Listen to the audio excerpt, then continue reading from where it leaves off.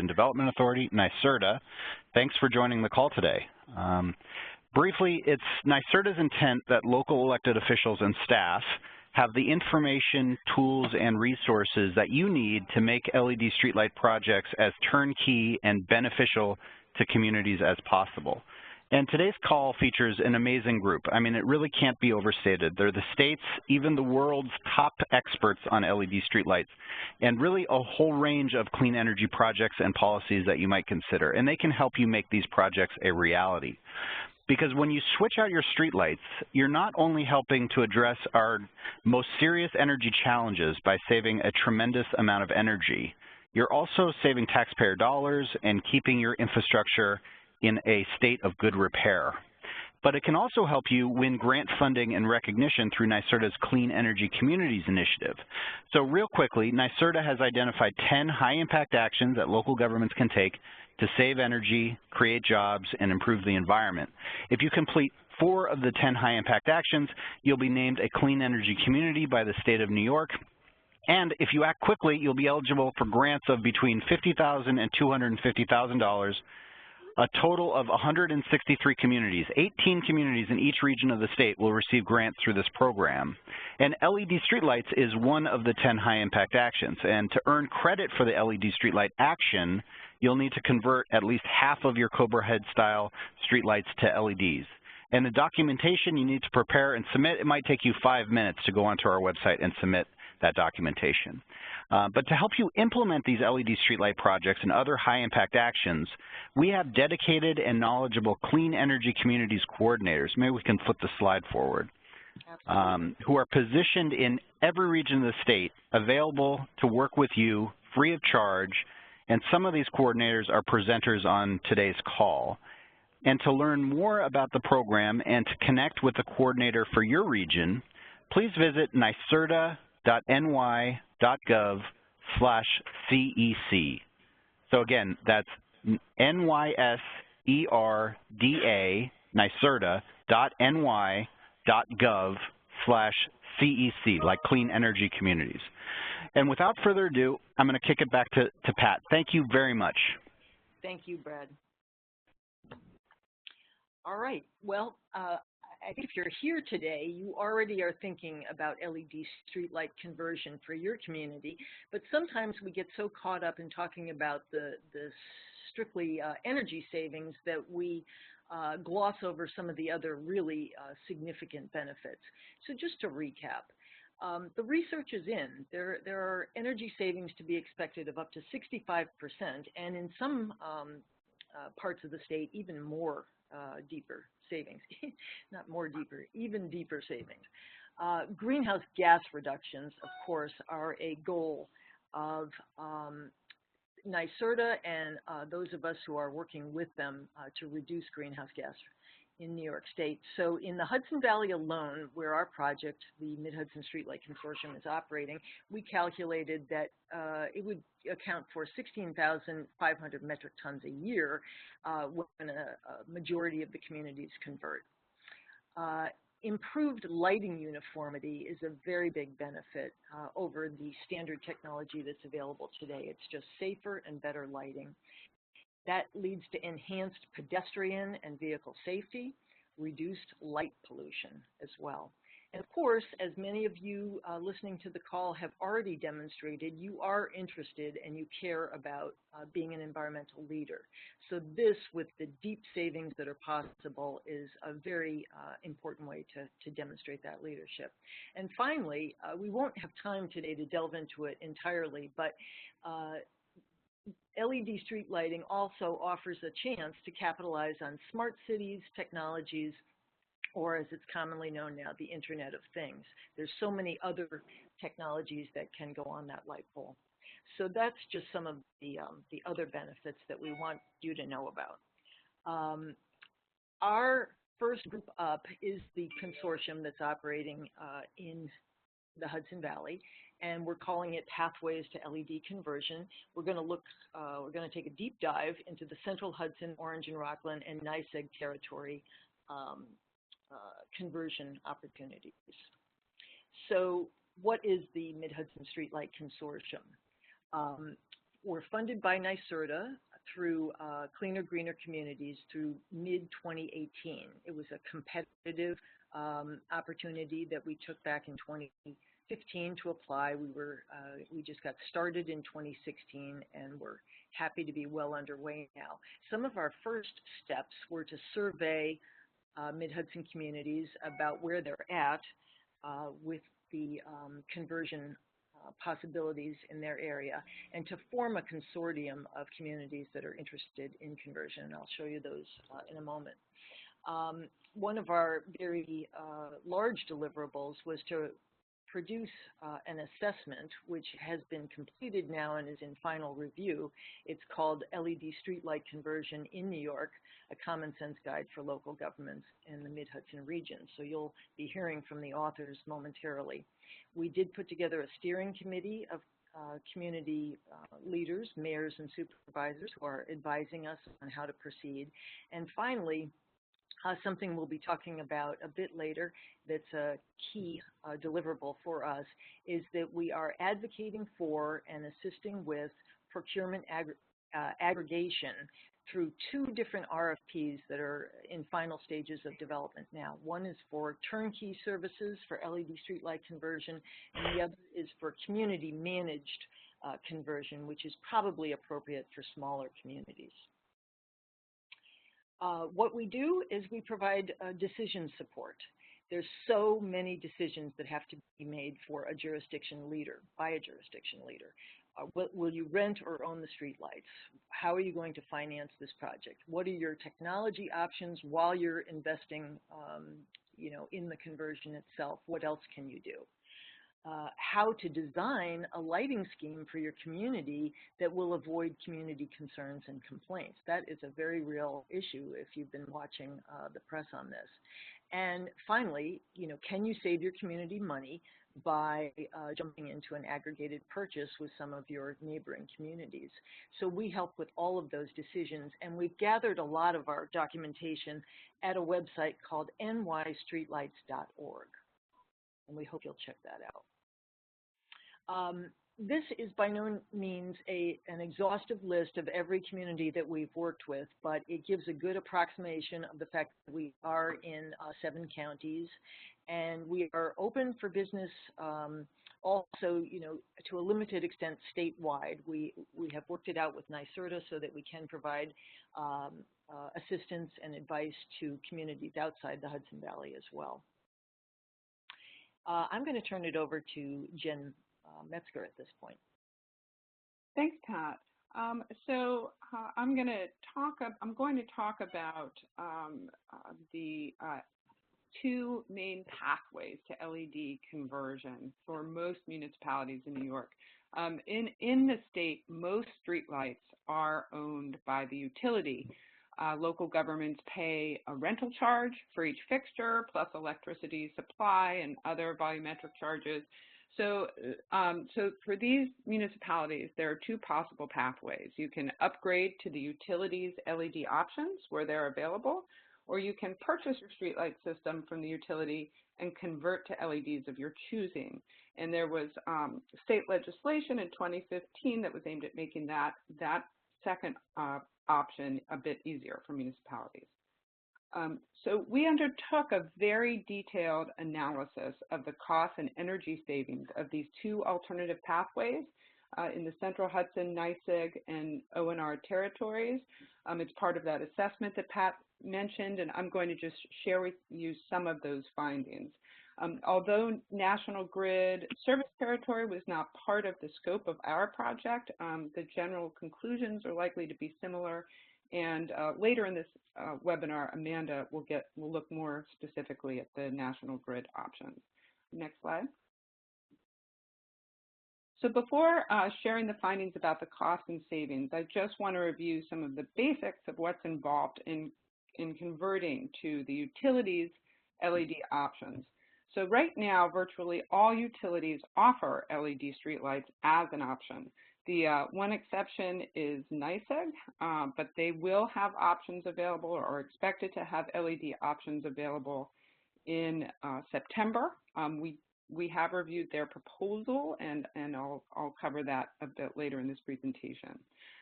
So if you want to upgrade to the utilities LEDs, that's something you have to request. The utilities are only going to upgrade to LEDs on their own if a light is completely fails. And this will take many decades at that rate for a full LED conversion to occur. As many of you know, we still have some mercury vapor lights in our communities from the 1950s. So it's really going to have to take a proactive decision by municipalities to upgrade to really make that happen more quickly.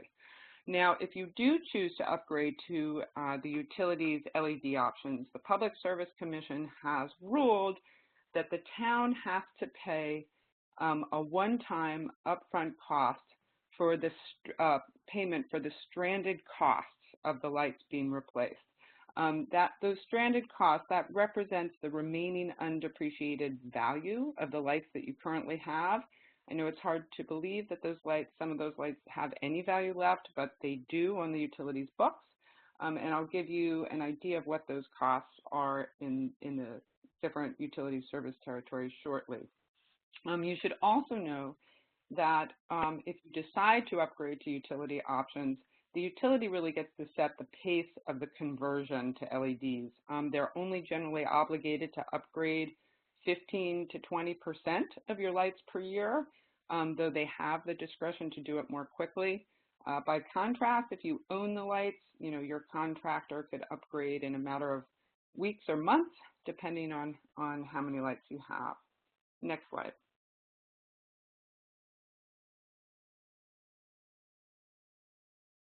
So we're going to start by taking a look at the savings and costs in Central Hudson territory.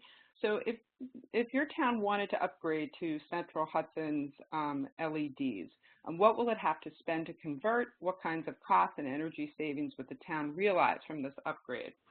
So the stranded asset charges I mentioned earlier, in the 2015 and 2016, Central Hudson was charging $117 per light. That may be a little different now because of investments that they have made, but that was the upfront costs, recent investments they had made, but that has been the cost per light that municipalities would be on the hook for to convert. Once they do convert, however, the annual rates or fixture charges for most of their LED wattages, those rates are actually lower, a little bit lower than the existing lights that you have.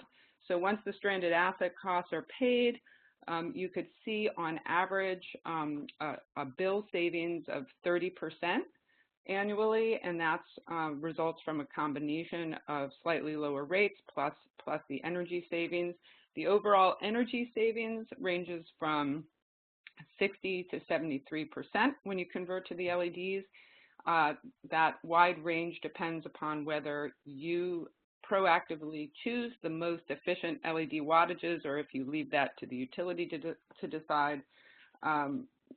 So we advocate basically being very involved in that decision-making process of which LED light is wattage is installed where in your community. Next slide. So how would these savings compare with the municipal ownership scenario in which you purchase the streetlight system from the utility and upgrade to LEDs of your choosing? We found that you would see as much as an 80% reduction in streetlight bills in Central Hudson territory once you paid off that initial investment. Much of these savings result from the fact that you are no longer paying the utility rent for the fixtures, those annual fixture charges. And of course, some of it is also because you've converted to more efficient LED lights. The payback period on this investment will be about 3 to 4 years, depending on the purchase price for the streetlight system. We calculated the payback based on the average prices from purchase agreements that have recently been negotiated between Central Hudson and municipalities. So the comparative savings from municipal ownership are substantially greater for the longer term. Next slide. So let's now take a look at the cost and savings in O&R territory if you convert to O&R's LED options. So the one-time stranded cost charge per light in O&R territory is $165. The annual rates are all lower for all LED wattages that they're offering than the existing fixtures. So after your stranded costs are paid, you would see an average bill reduction of about a third and energy savings of about 50 to 60%, again, depending on which of their wattage replacements you use. Next slide. So how does this compare with the municipal ownership scenario? We found that if you own the lights, you could see up to a 90% annual bill reduction in O&R territory after you pay off the initial investment. And again, that's because of savings on the relatively high fixture rental charges in O&R territory, as well as the greater energy savings you can realize if you choose your own LEDs. Many of their wattage options are oversized, so you could, if you had control over fixture choice, you could choose more appropriate replacements that would provide an additional 20 to 30% savings in energy use.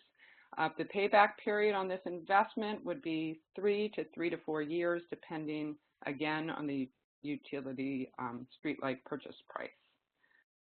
Next slide. So as I mentioned, in NYSEG territory, they don't yet have an LED option available, but will in September. We analyzed their proposal, but we do expect the PSC to modify that proposal. So the economics could very well change. And we've submitted comments, actually. We've submitted, the Mid-Hudson Streetlight Consortium has been submitting comments on all of these utility tariffs, and improvements were made in the tariffs that I'm discussing today. But what we found, what their proposal suggests is that, first of all, they would determine the stranded cost for municipalities on a case-by-case basis rather than using an average cost like the other municipalities are doing.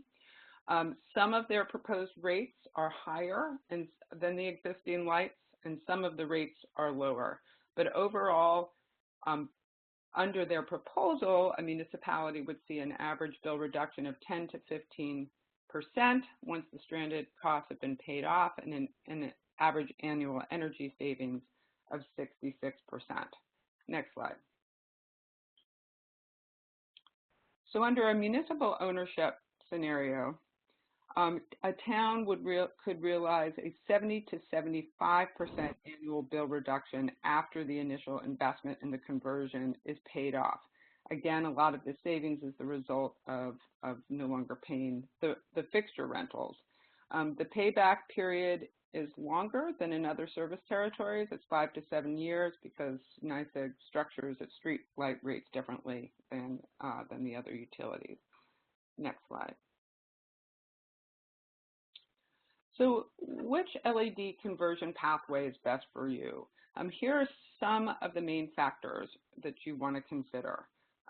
First, of course, how do the annual costs compare under utility ownership and municipal ownership scenarios? As we've just seen, you'll see savings from converting to LEDs in both scenarios over the long term, but you'll see substantially more savings if you purchase the system and upgrade to LEDs on your own. You also want to take a look at the energy savings under the two scenarios. Again, the energy savings you can realize under both scenarios are significant, but for some utilities you can see substantially more energy savings if you can choose the wattages to replace your existing lights. The utilities offer, they tend to offer anywhere from, typically 4 LED replacement wattages. O&R has 7 replacement wattages. But we found that a number of those replacement wattages are actually oversized for the fixtures they're replacing, and you could choose more appropriately sized fixtures and see some better savings. And but it's also important to point out that if you do go the utility route, you can choose which of their wattages to install where. So you do have some control over what utility options are installed within your community and can maximize possible savings. You also want to, consider the lighting, characteristics of the fixtures, the lighting choices. I mentioned wattages.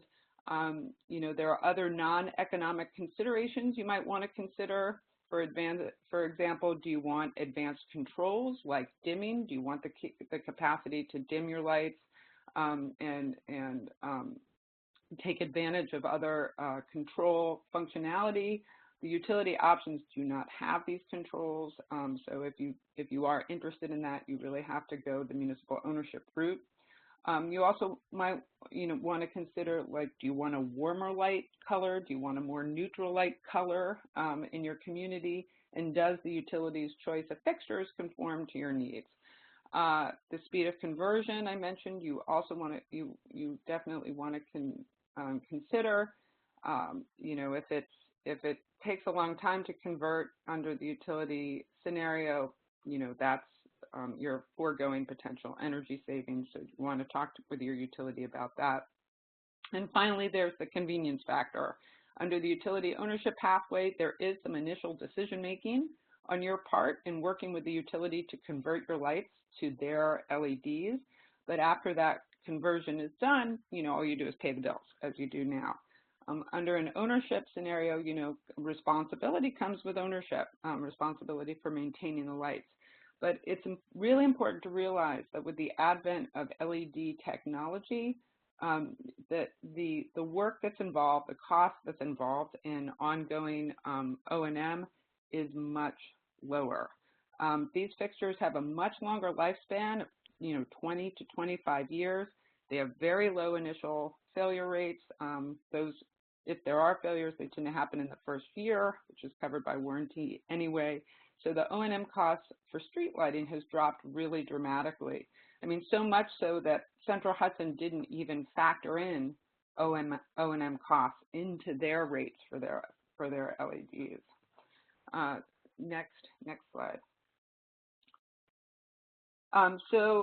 Very quickly, if you're considering moving forward with municipal ownership, you will need to purchase your streetlight system, and that is a negotiation between the utility and the municipality. As I mentioned earlier, the legislature has amended New York State Public Service Law because municipalities have wanted to move forward with this option. And so the process has been streamlined. Timeframes and requirements are now set out in a PSC-approved tariff, rather than just left entirely to the utility's discretion. So that really benefits the municipalities. Next slide. So just the basic steps to purchasing the street light system: the town requests a purchase price estimate, and the utility has 90 days to provide one.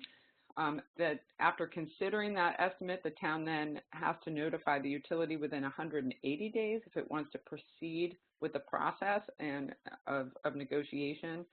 The third step, the town and the utility will reach agreement on a price that it is and can be negotiated, as well as the contents of the operating agreement. The operating agreement sets out the responsibilities of the town and the utility, for the long term as you take over the streetlight system. And these are boilerplate agreements that the utilities have, but you can seek to modify provisions in the negotiation process. And finally, the last step, the PSC has to approve the sale, and that can take anywhere from 3 to 6 months. Next slide. So it's important to know when you're looking at that price that they give you, every utility has a different methodology for figuring out, what that purchase price is going to be. You have a right to request the data behind the cost estimates, and you should do that so that you can make sure so that you can understand it and negotiate it down if that seems reasonable. It's also very important to carefully review the utility's proposed operating agreement and have your town attorney review it. And you can also consult the Mid-Hudson Streetlight Consortium guidance documents for your utility. That can be very helpful. A number of towns or municipalities have in recent years successfully gone through this purchase process and are in the process of installing LEDs, as you see the examples below. And next slide. And finally, we come to our concluding slide. Basically, I've moved through a lot of information very quickly, but a much more detailed discussion of this is contained in our Common Sense Guide for local governments in the Mid-Hudson region to LED streetlight conversion. It has been completed. It is in review by NYSERDA, but should be released soon. But it truly provides, really all the information you need to guide you through the process, the benefits of LEDs, your various conversion options, the cost and benefits of each. It describes the utility tariffs and requirements, and it gives incredibly valuable information on procurement and financing options to finance if you do decide to go the municipal ownership route. And we're going to hear from our other co-authors of this report on those topics briefly next. Thanks so much.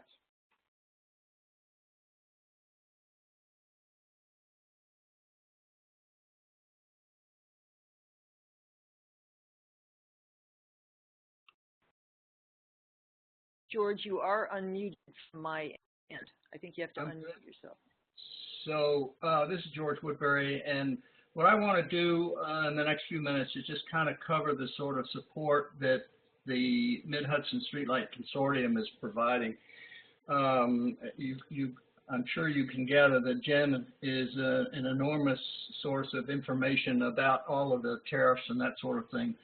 And then I've got an enormous amount of experience around the actual practical aspects of doing these projects. And Nina, of course, has got a lot of experience around financing and some of the legal aspects too. So it's a team that's available to you. We're funded through NYSERDA, and as a result, you can turn to us for help, and there's no cost associated with us assisting you.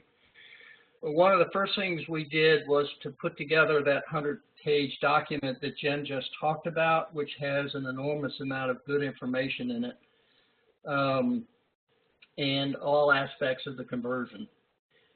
We're also working now on, as was pointed out by Pat earlier, 2 different procurement strategies for communities. One is a community-managed approach, and I'll talk about that in a few minutes, and a turnkey approach. Again, I will discuss each of those individually. And then we're in the process of working to build an aggregation or a collaborative, trying to bring as many communities together to do a joint procurement under one of the 2 approaches in order to command better pricing and to make it less work for the communities, reduce your staff time. And then these documents are being structured so that other communities can, for a limited period of time, piggyback if they decide to proceed at some later date. But our choice, of course, would be that people join the collaborative early on. It doesn't obligate you to do anything except participate in the whole process of selecting and making decisions. But once that's done, you don't have to sign a contract or do anything, and you can wait. But we'd love to have as many communities signed up as possible. So, and the other thing we're going to assist you with this says model LED procurement RFPs. It's not actually an RFP. What we would do is provide you with advice and assistance about all the different technologies, the pros and cons of each, and the things that you ought to be sure that you include in your specifications for the product that you select as part of your design. Next slide.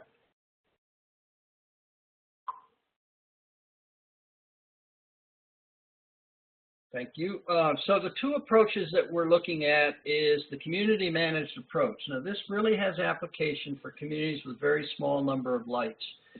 And basically what happens under this is that the community acts as a general contractor in that you're going figure out how you're going to do the audit of your lights, how you're going to do the design of the system, what materials you want to procure. Once you've completed the design, you're going to secure someone to do the installation services, and then you're going to do all the coordination with the utility. So it's going to involve someone on your staff managing this, and we, of course, will provide a lot of back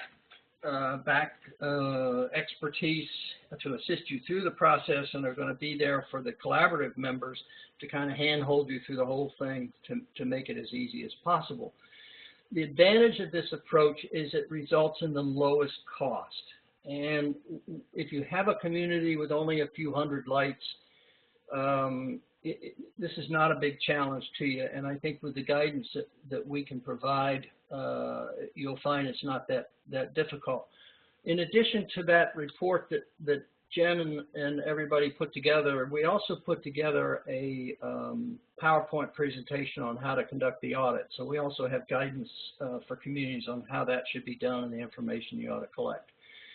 The turnkey approach really is for larger communities. We're talking about, communities that have 600, 700 or more lights, or who simply don't want to commit the staff time and are willing to pay slightly more to have a contractor who's familiar with all aspects of these projects, and they would come in and act as your general contractor, and they would provide you a list of services and costs associated with those services that you could pick and choose from, and then they basically would take you through the process from start to finish. Typically, those turnkey approaches are 10 to 12%, 15% more expensive than the community managed approach, and I've done both, and certainly am prepared to assist communities with advice and assistance around all of this, as is the rest of the team. But MHSC is here to support you and to answer your questions and provide you with unbiased information to make this a success for your community. Next slide. This summarizes the comparison of the two approaches. I don't want to spend time on it because we've already talked about it, but it's provided for your reference later when you look back at the slides. Next slide.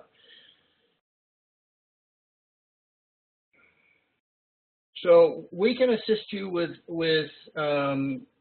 reviewing any paperwork that you get from the utility, including the terms and conditions of the agreements, the purchase price negotiations, so on and so forth. We can assist you with doing the financial analysis to look at the savings based on the current tariffs from each utility. And we plan to help you with the RFP process for the collaborative communities and be there to act sort of as a full-time consultant to you as we go through that process. So we basically would help you issue it. We would help you receive the information. We would help you with developing the evaluation processes for evaluating each of the proposals. We would advise and assist you with identifying whether what they're offering makes sense or whether it's correct, and help you through that whole process. So you won't be alone as you go through this. Next slide. This is, will also help you with the design guidance, which has to do with all the different aspects of selecting LED technology. That includes color temperature, color rendering index, the correct wattages, how you select the right wattage by a street class and based on the kind of pedestrian activities are. We can also provide you with information about all the different technologies that are addressing smart cities, or what it's now referred to as the Internet of Things. We can do the financial analysis, as I mentioned, and as Nina is going to cover, we can also provide you with lots of information about various ways that you can fund these projects. So we're here to help you, and we're a free resource, so we'd encourage you to participate and take advantage of us. Great. Thank you, George. Thank you, George. I'm Nina Orville, and I'm happy to be joining you this morning as a member of the Mid-Hudson Streetlight consortium. We've heard from a number of municipalities regarding concerns about the cost and financial implications of acquiring and converting their streetlights, or if they already own their lights, as is true in most of Westchester County, simply converting them to LED. And happily, there are a range of options available for municipalities to finance this important upgrade now that the financial benefits of conversion are really well understood and the reliability of LED technology is accepted. So briefly, the primary financing options available for municipalities are municipal finance in various forms, energy performance contracts. We're going to be hearing from Casey Mastro regarding the financing and the project management and implementation services that New York Power Authority can provide, and municipal leasing. It's important to note that the cost to acquire your existing streetlight system, if it's necessary, can be bundled into any of the financing approaches that I mentioned, or can be funded separately by the municipality. Next slide, Pat.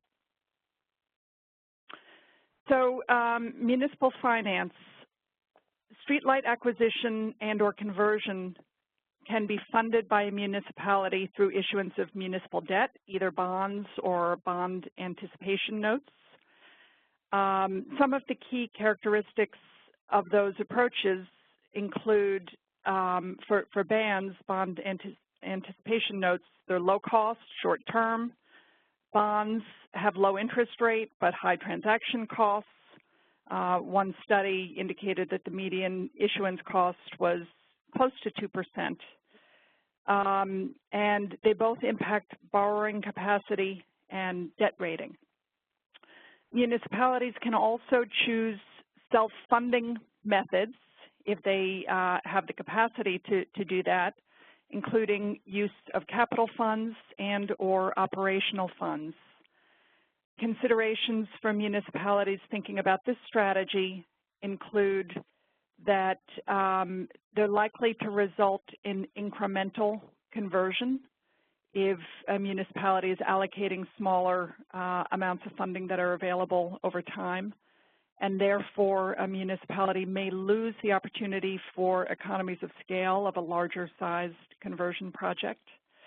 In that case, the municipality would also lose the opportunity to capture full conversion savings more quickly. And in some cases, municipalities just don't have sufficient budget flexibility to consider this approach. Next slide, Pat. So a couple of quick examples. The city of Kingston is acquiring or has acquired their streetlights and is financing conversion through bonding. And in fact, the PSC just approved Kingston's acquisition of the lights from the utility in March of this year. And Kingston has been very active in conversations with the consortium as a member of the collaborative and is intending to participate in the collaborative procurement. Next slide, Pat. The village of Dobbs Ferry is another example. So the village has converted its streetlights in 2 stages.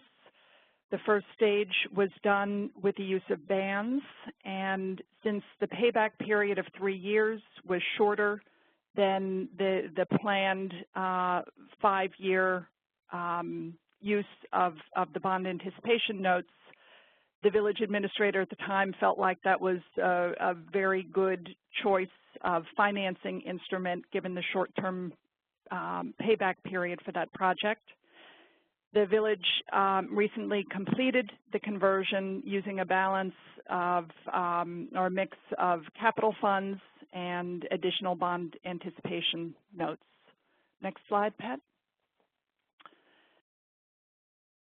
Another approach that municipalities can consider with regard to implementing conversion of streetlights and financing that conversion is an energy performance contract. In this case, projects are financed through the savings that result from the energy improvement project. And some of the key characteristics include full turnkey service. The project financing is often bundled as part of the project, guaranteed savings, and it's important to note that this approach may not be available for small projects.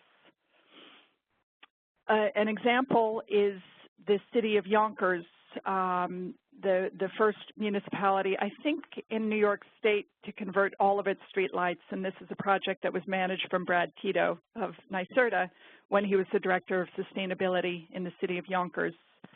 So they converted 12,000 lights. It was an $8.7 million project cost that has resulted in net savings of about $1 million a year and very significant reductions in greenhouse gas emissions, almost 10% a year. Next slide, Pat. This is just a quote from Thomas Meyer, the Commissioner of Public Works from the city of Yonkers, talking about the benefits of that approach.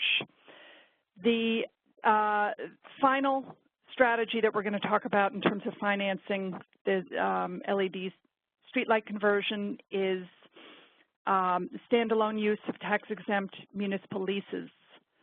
So this is a structure that's often used to finance energy performance contracts, but they can also, these tax-exempt municipal leases can also be employed on their own.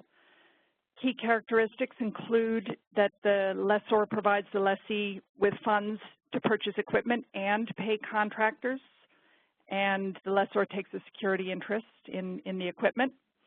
The lessor is repaid through lease payments, which are subject to annual appropriation by the municipalities.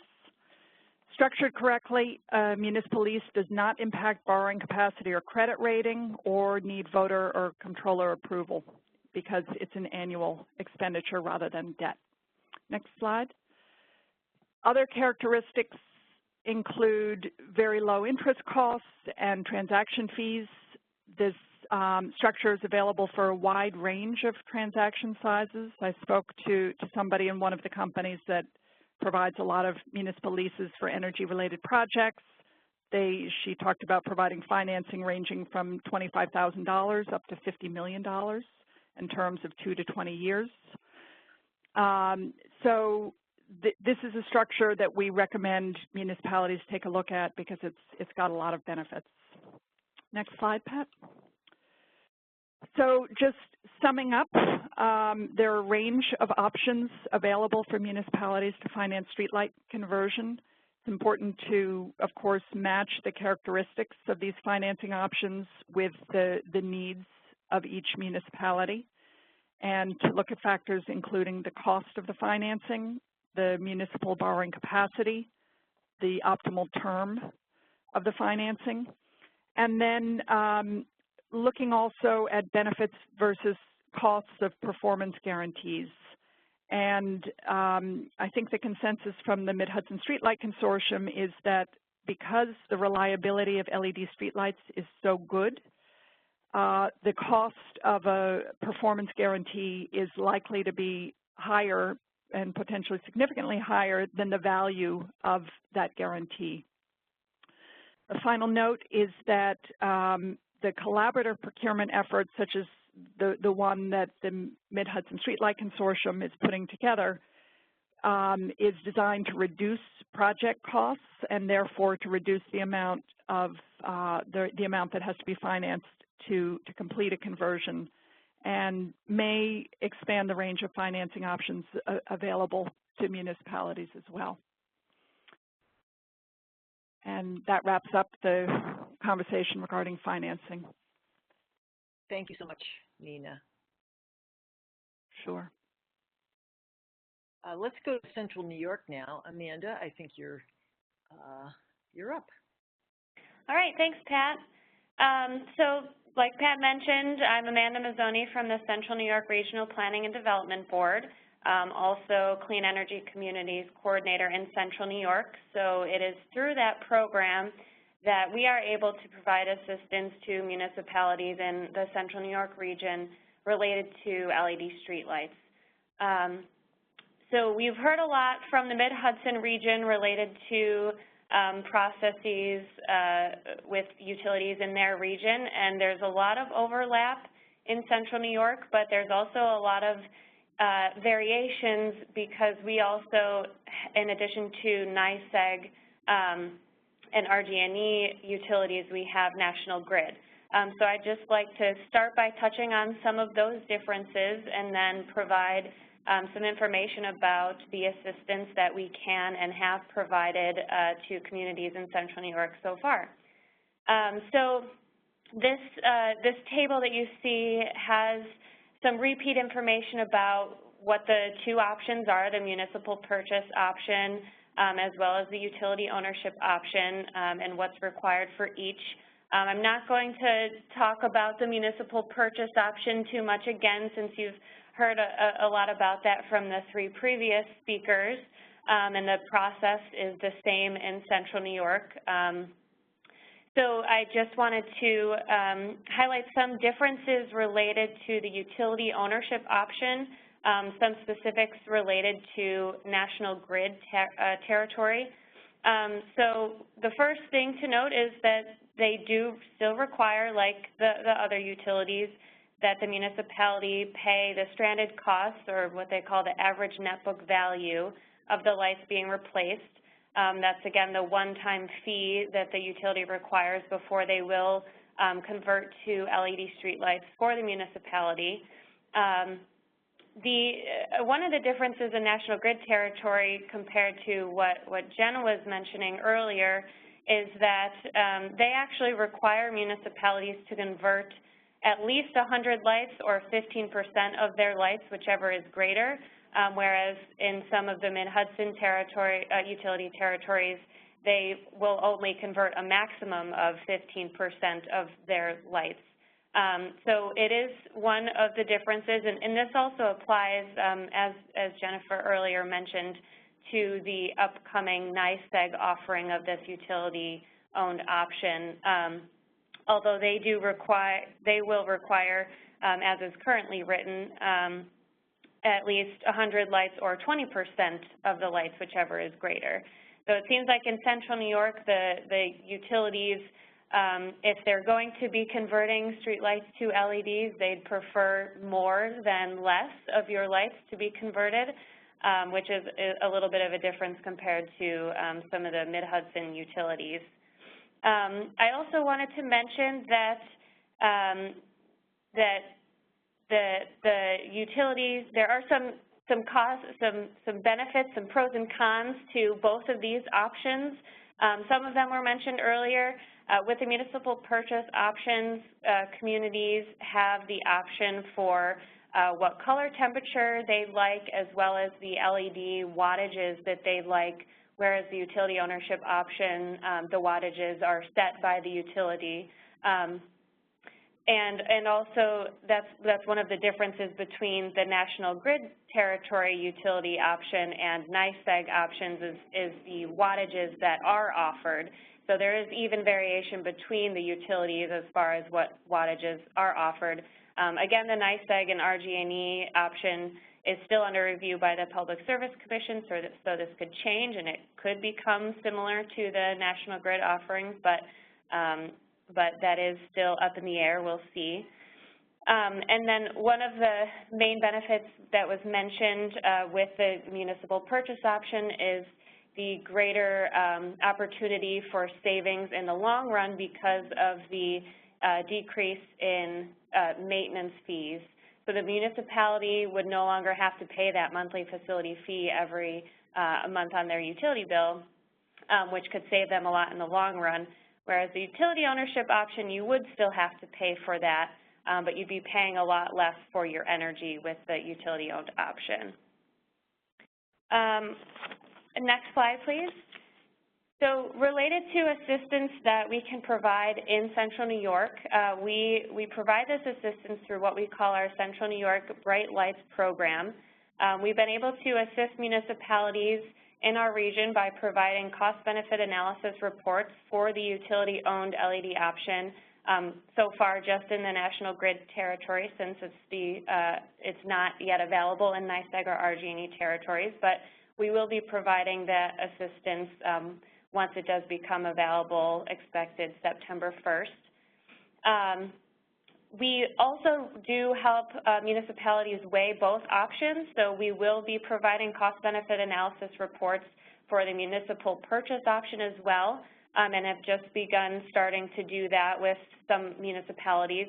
As you may have noticed with the municipal purchase option, it could take a lot longer to get started because of the negotiation timeline with the utilities, and that's the reason why we haven't yet put together many of those cost-benefit analysis reports for the municipal purchase option. But it is assistance we can provide and are starting to provide right now. We also have many template letters and handouts that we can provide to assist throughout the whole process, including discussions with the utility related to the purchase price quote, and pursuing working with contractors or energy service companies or NYPA to look for different financing options and also to look into different funding options. One thing that I wanted to note related to the discussions with the utilities is that it's really important, if you are considering purchasing the street lights, that you involve us from the beginning, because at least in Central New York with National Grid, they will require municipalities to sign a non-disclosure agreement before providing a purchase price quote. So if we are included at the beginning, we are able to see your purchase price quote and help with the negotiation with the utilities. But if we are not included at the beginning, it can become a little more tricky and maybe more difficult for us to assist if we can't actually look at your purchase price quote. So definitely reach out to us, and if you're in other regions, it may be similar with other utilities. So make sure you're checking in with your local resources, the people on the call today, for example, if you would like assistance throughout this process, just because that can become a barrier with a non-disclosure agreement. Next slide, please. So this little graphic shows a little bit of information about the assistance we've provided to communities in Central New York so far. This information is all related to a summary of the utility-owned LED streetlight analysis reports that we've provided for communities in the National Grid territory. We've provided reports for 23 municipalities so far, and you'll notice that there's a range in the number of streetlights per municipality. The ranges are at the bottom of each of those little bubbles. The average buyout costs, or the net book value costs for the communities we've worked with so far, is $161. So that could give you a sense of what yours might look like if you haven't already acquired your net book value cost from the utility. But you'll note at the bottom there is a significant range between even just the 23 communities we've worked with so far, from $48 per streetlight to $400 per streetlight, which therefore impacts the average project payback. The last little streetlight bubble there, you'll see the average payback period has ranged from communities that we've worked with from 2.3 to 14.5 years, with an average payback of 7.5 years. So there is a lot of variation between municipalities. So it's a little tough to compare yourself to another municipality without first getting the information from your utility, and that's something that we are definitely happy to assist municipalities in looking into this and providing a similar cost-benefit analysis report. Next slide, please. It's also important to note that besides those communities and the communities listed on this slide, we are, like I have mentioned, assisting other communities in looking into the municipal purchase option. Like I said before, we don't have a lot of numbers for that yet. One reason because it's taken a long time to get to the point of actually receiving a purchase price, but then also the non-disclosure agreement prevents us from sharing that purchase price with you. But so it's definitely something that is a municipality by municipality basis that we can assist with. So far, communities that have converted streetlights to LEDs in Central New York using the utility ownership option are listed on this slide that we've assisted with. These 6 communities have converted a total of 639 Cobra Head streetlights. So, you know, you'll probably notice that that's not very many streetlights for 6 communities. Most communities in Central New York are relatively small in terms of the number of streetlights they have compared to other regions of the state. So, you know, there are smaller numbers here, but definitely can still benefit communities who have very few streetlights and get some savings in terms of the energy costs there. The photo in that previous picture was from the Village of Manoa conversion, just so you have a sense of what it might look like when they're converting. It's a really quick process. It took only a couple of days to convert Manoa's couple hundred streetlights. So just to give you a sense of what the process is like. And one other thing I'd like to mention is, again, the utility ownership option is specific to Cobra Head streetlights. So if you have ornamental streetlights that are not currently LED, it is not currently available, at least in National Grid territory or NYSEG, to use the utility-owned option to convert to LEDs. So if you did have some Cobra Head and some ornamental streetlights, you could convert to LEDs for your Cobra Heads using the utility ownership option, but you would have to purchase your streetlights for the ornamental streetlights to convert to LED. Just one thing I wanted to make sure everyone was aware of. Next slide, please. I just wanted to end by providing a link to our website related to the CNY Bright Lights program for your future reference, and if you want to learn more about the communities we've worked with and what assistance we can provide. And there's my contact information if anybody would like to get in touch with me in the future. And thanks very much for having me. I'm happy to answer questions at the end. Amanda, that was terrific. Thank you so much. All right, now we're going to hear from Sarah in Long Island. Sarah, I think you're unmuted. Yes, hello. My name is Sarah Orrell. I'm with Cameron Engineering, and like Amanda, I am one of the Clean Energy Communities coordinators down here on Long Island. We do have a team of 4 coordinators, all of which can help with your LED conversions. So please feel free to reach out, and I could put you in touch with the proper coordinator. So it's been very interesting listening to about all of the negotiations that are needed when purchasing your streetlights from the utility. Down here on Long Island, all municipalities actually outright own their streetlights. So the conversion stories down here are a little different from what you've heard previously. PSEG charges municipalities a per pole rate each month, which is based on how many poles are within that municipality and the type of fixture that they have, whether it be LED, high pressure sodium, and also the wattage. In order for a lower rate to be issued to municipalities, they must notify PSEG when they upgrade to LED streetlights to ensure that those new rates are put in place. So it was just recently announced that PSEG is doing an audit of all of the streetlights on Long Island and will be issuing refunds of up to 2 years for municipalities that may not have notified PSEG that they switched to LEDs. So that's actually really great news because down here on Long Island, there have been many conversions. Next slide.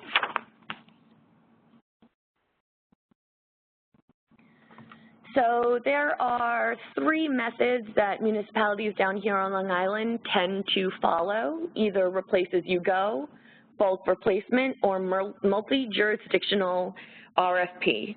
So far, no municipality has entered into an LED contract with NYPA, though that is an option, especially since many jurisdictions down here have about 1,000 LEDs, 1,000 streetlights or more within their municipality. Next slide. So I'm just going to go through some mini case studies of municipalities down here so you could see some of the cost savings and issues that they thought were important to them. So the first municipality is the Village of Roslyn, which has about 2,700 residents, and Roslyn is employing the replace-as-you-go method for LED streetlight conversions. The majority of the village is on the National Register of Historic Places, so the village has opted to replace all Cobra Head style high-pressure sodium fixtures with decorative LEDs. They're the lantern acorn style, and these fixtures are manufactured by a company down here on Long Island, which is also one of the factors that the village took into consideration. And the difference in price is only about $100 per fixture. So the village thought that it was worth it to do the decorative fixtures. Their monthly per pole costs have been reduced by 64%, and those savings are used to purchase new decorative streetlights to convert to LEDs as needed. So far, they've converted about 53% of their streetlights. Next slide. The town of Hempstead, which has 760,000 residents, has opted for a bulk purchase and install. They, between April 2016 and December 2016, have upgraded 34,552 low-pressure sodium and high-pressure sodium streetlights to LED. They utilized a public works bid to procure the fixtures. However, previously, they had already upgraded 17,500 additional streetlights to LEDs utilizing their town staff. As you can see, the net savings are huge, $43 million over 20 years with the 7-year return on investment. And administration is so impressed with these savings that the town has started to upgrade outdoor lighting in their parking lots, their parks, the marinas, and even indoor lighting fixtures at town facilities. I think the most impressive stat here is that last bullet point, an 80% reduction in repairs and complaints from residents since starting the conversions to LED streetlights, which really goes to show how much of the savings are due towards the lack of need of maintenance. Next slide. The next municipality I'd like to speak about is the city of Long Beach. This is a coastal community on the Atlantic Ocean with 33,000 residents. They have an ongoing contract with the service provider. So this contract provides all lighting needs, and since Superstorm Sandy in 2012, they have upgraded over 1,100 streetlights to LEDs, and embrace this technology as one of the ways to increase the city's resiliency and help mitigate the effects of climate change, which is acutely felt in this municipality. The fixtures are typically replaced one street at a time, so Elm Street in total will be replaced at the same time, typically, and all savings are reverted to the general fund. Next slide.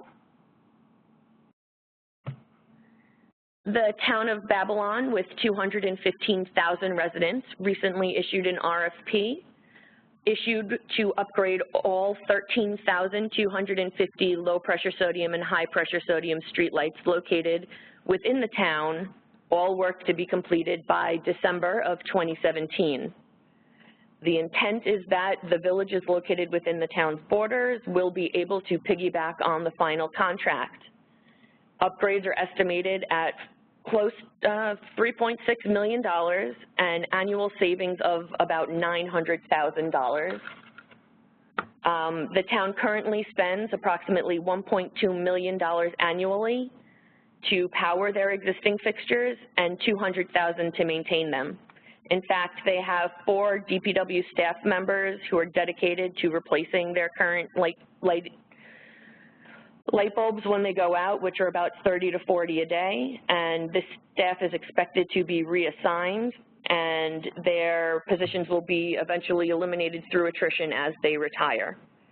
And one of the things that the town of Babylon did was set up a pilot area in the hamlet of Copeg for an 18-month period to really test residents' opinions of the streetlights, because you read all these articles about how glary they are and if they affect your sleep patterns, and really most of the feedback they got was asking if the realized savings would be put back into tax savings for the property owners, and there really weren't too many complaints about any quote-unquote harsh glow. Next slide. Just wanted to point out a couple of more stats from communities here on Long Island. The town of Smithtown has changed all of their streetlights. They started back in 2010, and they are saving over $500,000 annually. The village of Hempstead did their conversions as part of a policing initiative, which just goes to show the brighter light really does help with neighborhood safety, and they're also saving close to $250,000 a year. And the town of Southold, who only had 220 streetlights, converted all of them, and they save over $10,000 a year. So it doesn't matter what size municipality you are, you could definitely realize great savings. Next slide. This final slide has some really important contact information. Lizanne Altman is the account manager for all counties, towns, and cities on Long Island. Lizanne is the one that you should contact if you have done some LED streetlights and you are not yet being charged the lower rate. Maggie Ramos, same thing for all of the villages here on Long Island. And Jeff Lano is our NYPA representative who could help with some NYPA contracts for mass conversions of LED streetlights.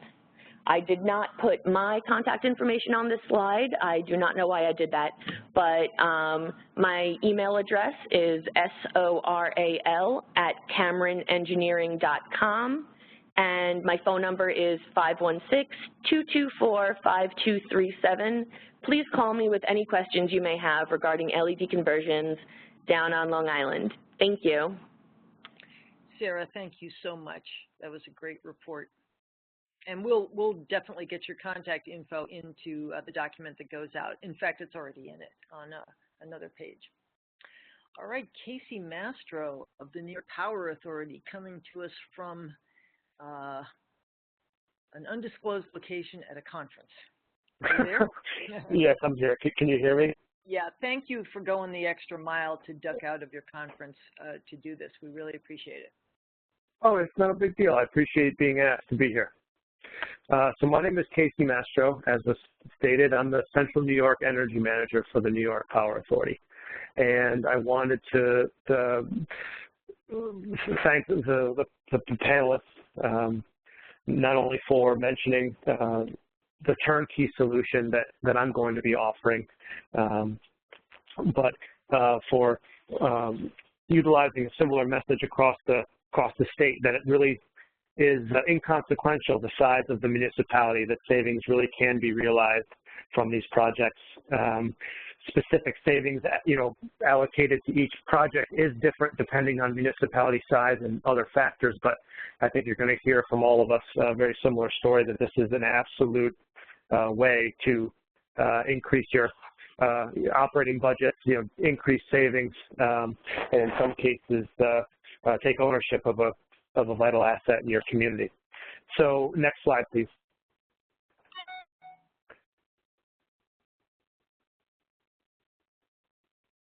Do you have it there? Yes. So I wanted to give a little bit of background on the Power Authority, because we, at least wherever I go in Central New York, we are easily confused with other entities that do similar work in the state. The Power Authority is not a utility. The Power Authority, since the 30s, has been generating power and transmitting power, but we are not a traditional a utility like NYSEG or National Grid, and as well as that we are not a traditional ESCO or an energy services company. And I'll speak to that a little bit in the next couple slides. But what we are is the country's largest public power organization, and we own and operate thousands of miles of transmission lines all across the state. And so since the mid-90s, we have been mandated through state law, which I'll describe in a little bit, to implement energy efficiency projects. Not only is that beneficial to the ratepayers across the state, but it's beneficial to the Power Authority as we own a large portion of the infrastructure, and we want to be able to reduce the stress on that infrastructure as much as possible. We offer low-cost power to private industry as well through a program called Recharge New York, but mostly we work in the public sector. If you please, next slide.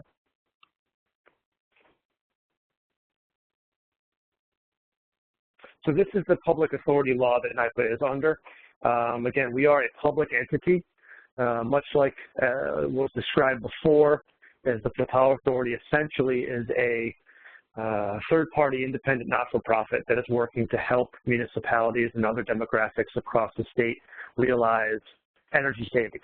The Power Authority is fuel neutral, so we work on any project that reduces, in this particular case, the municipality's utility bill. And so streetlights, with the CEC program being one of the top 10 high-impact action items, starting in the White Plains area where one of our headquarters is located, we began getting many requests to implement street lighting projects. So the Power Authority can work with any municipality across the state in any region, and I'll provide some contact info for who those specific people are if you're not in the Central New York region where I would be representing you, but I'll provide some of that information in a few slides. Next slide, please.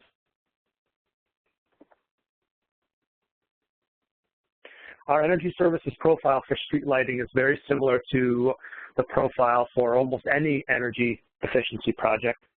The Power Authority can have as light of a touch as advisory service if a municipality wanted to take the municipal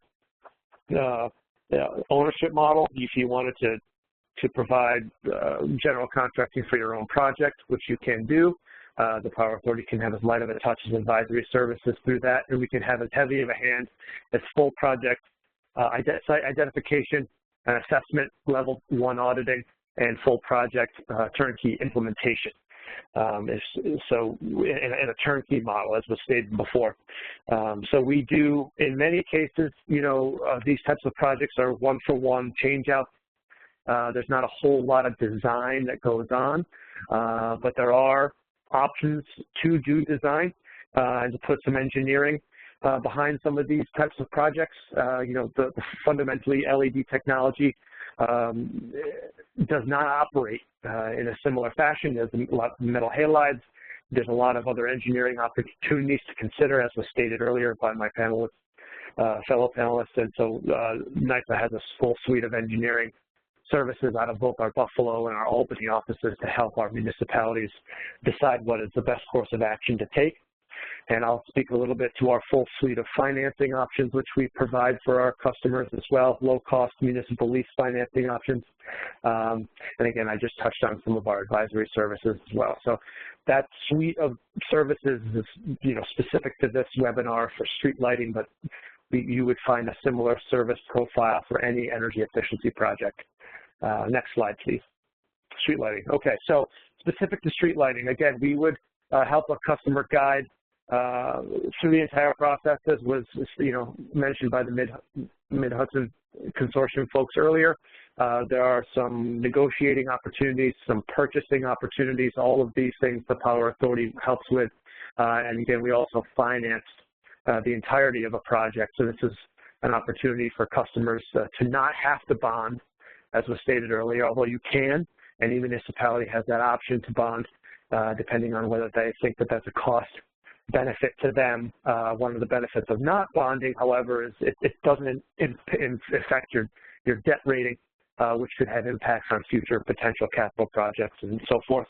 But the turnkey services that were mentioned before, some specifics if folks aren't really familiar with what a turnkey service is, that's really the opportunity for the Power Authority or for a municipality to lean on the experience of the Power Authority to really begin with a level 1 ASHRAE audit and provide a very thorough financial and energy analysis of the opportunities that you would see by purchasing the streetlights and converting to LED. We also do full bidding and procurement for our customers, so there's no, there's an associated cost with that, labor that's not really always taken into account. One of the benefits of working with the Power Authority is that we will handle all that for you, and again, we will also oversee all the construction management for a project. We see significant energy and maintenance savings from these projects. In Central New York, we see a wide variety of municipalities and how much of a percentage they own of their streetlights. We generally see a greater opportunity for savings if a municipality is moving to full ownership of their lights. Again, as was stated, there is a significant amount of savings with the maintenance that the utilities are charging their customers. And the Power Authority also would help advise on how a municipality would take over that ownership, as there is a responsibility, as was stated, to owning those lights.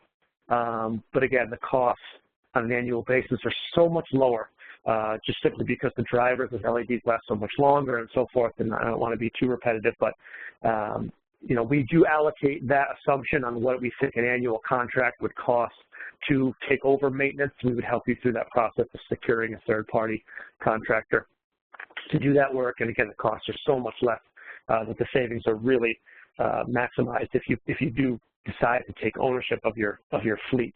And again, our low-cost financing to qualified customers.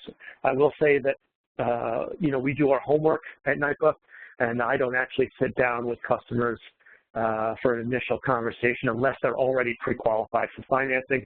It seems somewhat unfair to sit down with folks if we can't already provide them a full suite of our services. So we sort of take care of that process, that review process, and that financing option is already on the table by the time we sit down and have a discussion. Next slide, please. So we can talk a little bit more about the ways in which the Power Authority kind of aggregates this data. We have an opportunity here to register your municipality with the Power Authority.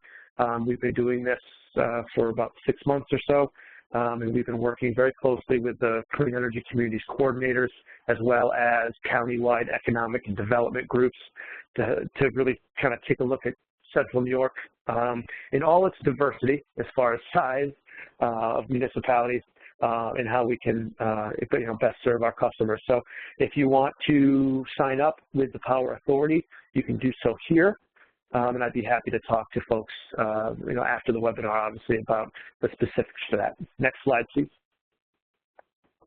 This is the specific PSC order that was referenced earlier. It specifically outlines the timeline with which municipalities have, that was stated through the Mid-Hudson Consortium. Again, you have a 90-day period for the utility to make a purchase offer once the municipality sends an initial request for that amount. And you have 180 days to negotiate that price. So the Power Authority will also help.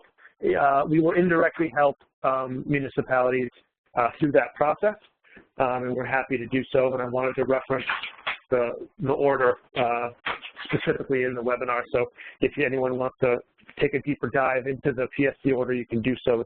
The S70 PSC order is what's being referenced. Our financing is always a topic of conversation with our customers. This really, I think, our customers that have done the most capital improvements are the ones that are able to understand really the way you can maximize your budget. If you understand the difference between an energy efficiency budget and a capital budget, and how the Power Authority's financing mechanism allows you essentially to do more with less. So if you are trying to take a look at your budgets, whether it's annually or over 5 years or whatnot, you're able to effectively take some capital budgets or some, that you could put towards infrastructure, roads and whatnot, and you can utilize low-cost financing through the Power Authority in a municipal lease model. We're seeing paybacks as low as 5-6 years on some of these projects, depending on the amount of inventory that folks are looking to buy back. When we do it at very low cost, and I'll speak a little bit more about the specifics to that mechanism in a minute. Next slide, please. So we offer a tax-exempt municipal lease. That's been described previously by my fellow panelists. I won't get more into it, but that is the model that the Power Authority offers. It's a no upfront capital opportunity. In fact, any municipal customer that works with the Power Authority, the Power Authority covers all costs from the beginning of a project right through to the end until a customer takes over ownership of that loan. That includes auditing, that includes any aspect of the project. The customer puts no money down. And we would not enter into a financial agreement with a customer until the negotiation process with the utility is completed. So when we provide proposals much earlier in the stage of the game. We utilize data from the projects we've been doing across the state, depending on a particular utility rate, who your utility is, and we give aggregated numbers on what we believe purchase price would be for a potential project. However, we wouldn't sign any financial agreement or binding financial agreement with a customer until you knew what that final price was. This is the overview of our municipal lease. The way that the project financing works essentially is there's two different methods of financing. We have interest during construction. I use the term construction kind of lightly. There's not really a construction to a lighting change out, but essentially that's what I'm calling it. That timeline can be anywhere between 6 months or whatnot. So interest during construction is a variable rate. The Power Authority goes to the money market every month, and we annualize what we believe interest during construction would be, and that changes every February 2nd or 3rd, sometime the first week of February. Right now, I believe that's below 1%. And once a project is completed and a customer takes over ownership of the loan, it moves to a municipal lease with a fixed rate. So you get the benefit of the fixed rate long term, depending on what the term is. We go up to 15 years, but quite frankly, I believe exceptions are made really depending on the type of project. I've seen projects go as long as 20 years, though with paybacks that we're seeing, that's absolutely not necessary. I wouldn't even really advise it. But we see fixed rates between 2.5 and 4%, and that's generally what you can assume for a fixed rate for a municipal lease. And you'd see that all across the state. And this slide shows who those contact people are in your individual regions. Again, I'm Casey Mastro. I'm Central New York. I cover the largest square footage in Central New York, Finger Lakes, Mohawk Valley, Central New York, Southern Tier. But I have a fantastic team of people that I work with. Jeff Lano was mentioned for Long Island, Joe Crimmy out in Western New York, Nate in the Albany area, and Jesse in the Mid-Hudson region. And all of them are fantastic and would be happy to take any phone calls or emails on this subject. And the next slide, final slide, is their contact info, which all of you can reference. Anyone is welcome to contact me via phone or email. I'd be happy to answer questions. This is a very hot topic, and we look forward to doing more projects in the state of New York. So I want to thank the Mid-Hudson Consortium to Pat for having me, and for all our other panelists who've taken the time to present this information to all of you. So thank you very much. Oh, Casey, thank you so much for this comprehensive information. It's really terrific. And I am the guilty party who thought we could present all this information to you in 1 hour and 15 minutes. And as you can see, we're over. Productions that my team does very rarely go over, but this one undoubtedly has. So I'm going to review the questions that have come in and group them, and also offer ways that we can get to the information expeditiously. We had some interesting ones. From Jack Conaway during Jen's presentation. Jack is interested in the topic of reduced light pollution, especially the large variety of questions about the color temperature, color spectrum available and recommended, and further any studies that address the question of which array of wavelengths that provide the best seeing for humans under a variety of weather conditions. So fortunately, we have two good resources. One is the Common Sense Guide that is under final review that we referenced earlier. Jen is the primary author of it, and that will be up on nystreetlights.org in the near future. But also in the first quarter of 2017, the U.S. Department of Energy produced two very interesting reports about street lights and blue light in general that I think, Jack, would answer your questions. So please see nystreetlights.org for other resources, and you'll find those U.S. Department of Energy reports there. Bill Elsey of the town of Springfield in NYSEG territory, and Zachary Babby of the village of Dannemora in Clinton County, they're both NYSEG territory inquiries. Essentially, Bill is wondering what the approximate cost would be for purchasing the lights and the payback period, and he has just 28 street lights there. In similar fashion, Zachary in Dannemora has just 129 lights and is wondering if it's even worth it to convert.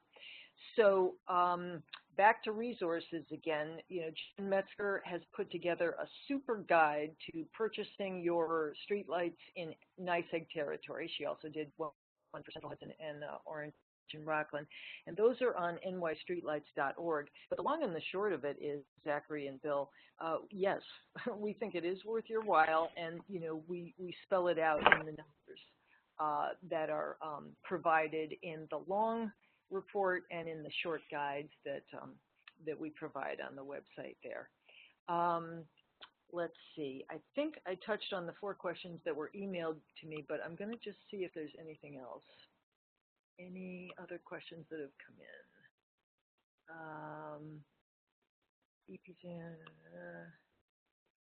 Solar options from David Brewer is wondering about solar street lights.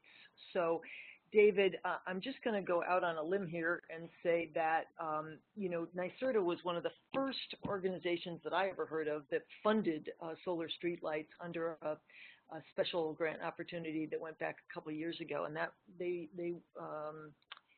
were installed in Sullivan County. But generally, I think the reason we're not speaking about them at any great length is because they would still be cost prohibitive. I've unmuted a few of the speakers if they want to chime in, but I think that is the long and the short of it there.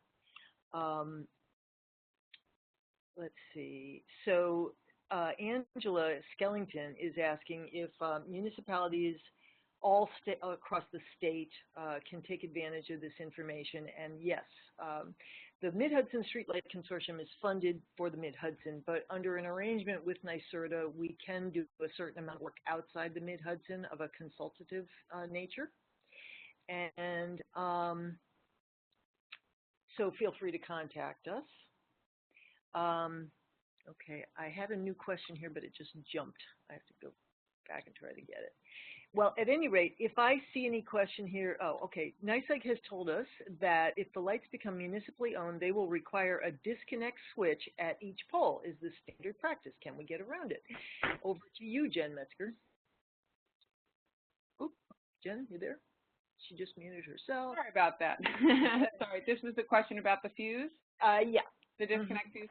Yeah. So it has become standard practice in New York. As far as I know, it's the only utility that does not require it is Central Hudson. But in the Mid-Hudson region, NYSEG and ONR require it. And I think, as George might want to weigh in here, but utilities are increasingly requiring it elsewhere as well.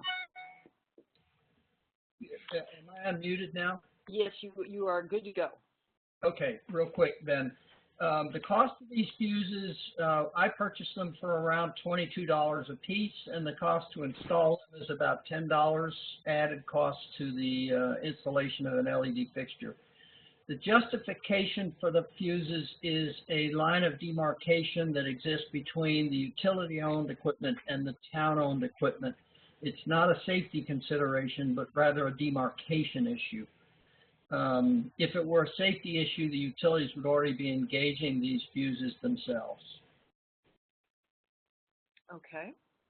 And this is Amanda. I just want to jump in and let everyone know that the disconnect is also required in National Grid territory. All right, thank you guys for that. We have a question from Laura Mastracci. I think I got it right. You presented some estimated cost data for the utility buyback of the existing luminaire. However, what data do you have regarding the cost of the mounting arm and the attachment agreement fees, and any cost data on longer-term maintenance contracts? Shall we go to Jen and then George?